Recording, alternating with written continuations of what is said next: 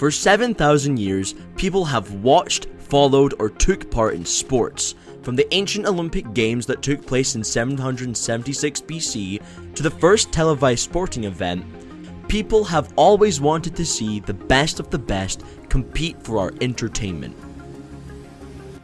It is believed that sports evolved from military training. From fisticuffs to football, the goal to dominate your opponent still reigns true today. However, over the last 5 decades, a new form of sport has steadily been gaining popularity. Some people call this the laziest sport known to man. Others, such as former CEO of Activision, Bobby Kotick, call it the forefront of future entertainment. Replace hand-to-hand combat with mouse and keyboards, and ignore all athletic prowess that comes with traditional sports. The result?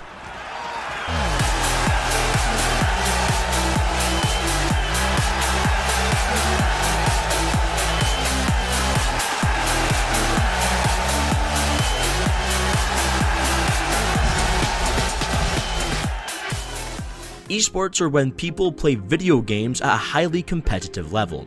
From its humble beginnings at Stanford University in 1972, esports has become large enough to rival some traditional sports in terms of viewership alone, with massive international tournaments with huge cash prizes happening regularly for loads of video games.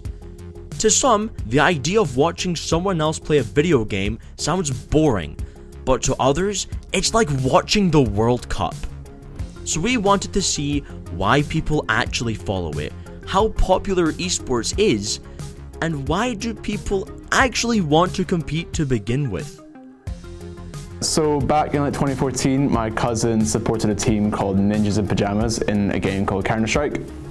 He then showed me, we were just in my garden one day, we were playing football, and he was saying, oh yeah, there's a game on right now.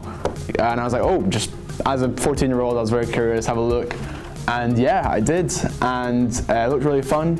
He ended up installing Counter-Strike CSGO on my dad's old MacBook, which then went to the family computer, and both of them were absolutely terrible. I ran it at like 20 frames, but I was so much fun. I would download custom maps that didn't require as many frames, so I played them, and yeah, I was just hooked. I quite like esports. You know, I'm not really personally too big into it, but I appreciate the kind of community that it builds for people, and I like kind of the competitive nature of it, you know.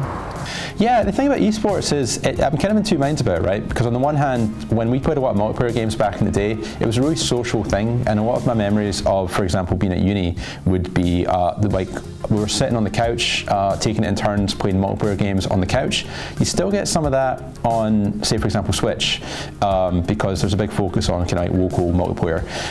But I feel like one of the sort of the casualties of esports, and I suppose like the push towards more just online multiplayer in general, is that there's a lot less of people just getting together and enjoying games for fun.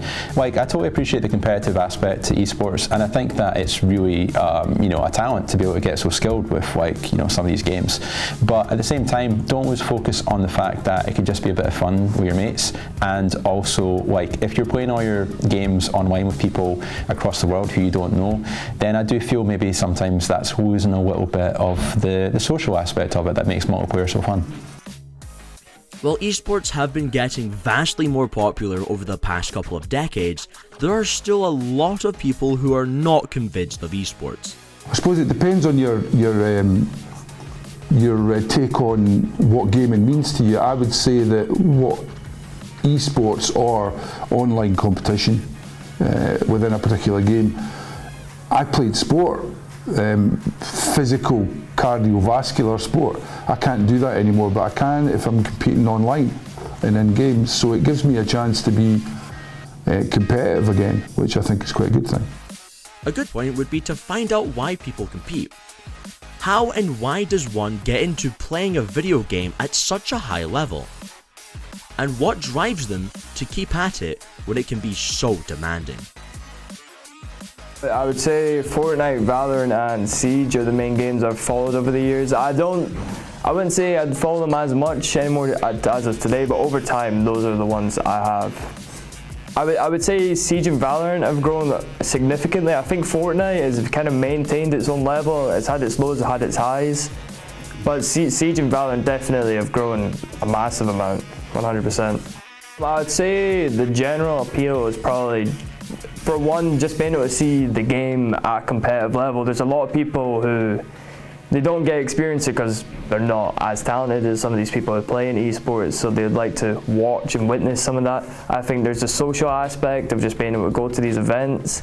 I think, yeah, just stuff like that. It kind of brings the community together a bit, and everyone supports their own teams. Kind of adds to the community a lot. I don't think I have the drive to go towards esports. I think there's so much commitment needed that you need to spend so many tireless hours per day just playing one game, really, and I feel like that's just too much.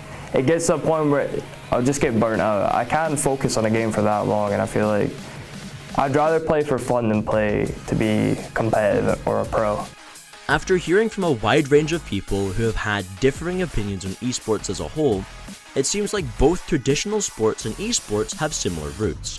From enjoying a game as a child to watching people play at the highest skill level as you grow older, it isn't too far-fetched to compare football to competitive Fortnite. While the general opinion on esports has been more positive in recent years, there still seems to be a stigma surrounding it, particularly with the older generations. And while some individuals from that group can see the value in esports, it isn't something that they would want to watch or understand. That being said, the League of Legends World Finals in 2024 got a staggering 1.1 million more viewers than the opening match to the 2025 Six Nations. So who knows? Maybe one day we might see Valorant Masters streamed right after an Edinburgh Derby on BBC Sports.